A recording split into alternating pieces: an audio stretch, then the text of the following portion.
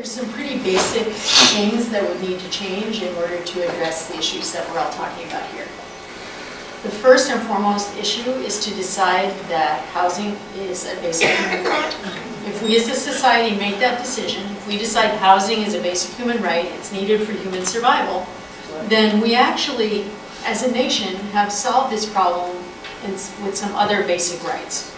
So, we just as a nation went through the most radical extension of healthcare as a right, not a privilege, through a combination of actions taken by individuals and government to fundamentally alter the way that the distribution of healthcare happens. My belief is that that is exactly the threshold we are on with housing. We can't solve this problem by just doing the same things and doing more of them.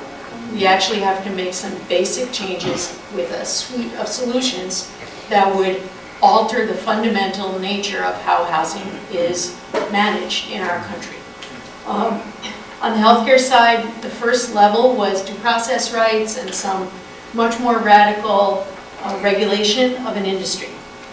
So pre-existing condition, keeping young people on their parents' plans, we all know this drama, right? This happened.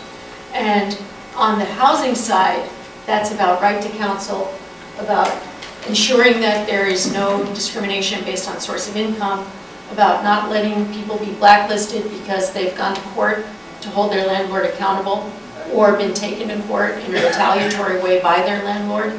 So those are the solutions on the due process layer.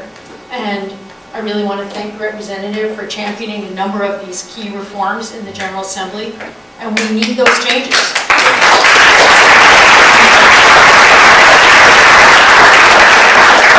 Without those changes, lawyers representing low-income tenants don't have the tools that they need.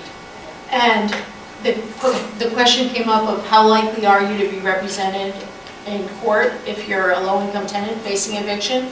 We actually know that statistic. You have a chance of 4 in 100. 96% of low-income tenants are standing in court unrepresented, where the vast majority of landlords are represented by counsel.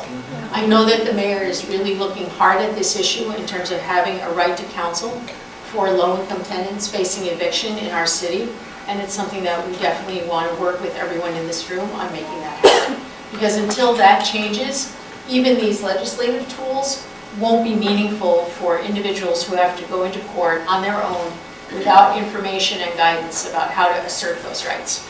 So that's the first layer, but that really doesn't get to the problem of a lack of affordable housing, a lack of inventory that is affordable, and finally, meaningful government subsidy for those who simply do not have the income to buy private market housing, no matter what that cost might be. And so, I use this healthcare metaphor. On that side of the equation, we made many more affordable options for purchasing health insurance. And then ultimately, we needed to expand Medicaid. And we need to expand public housing and affordable housing with sliding fees.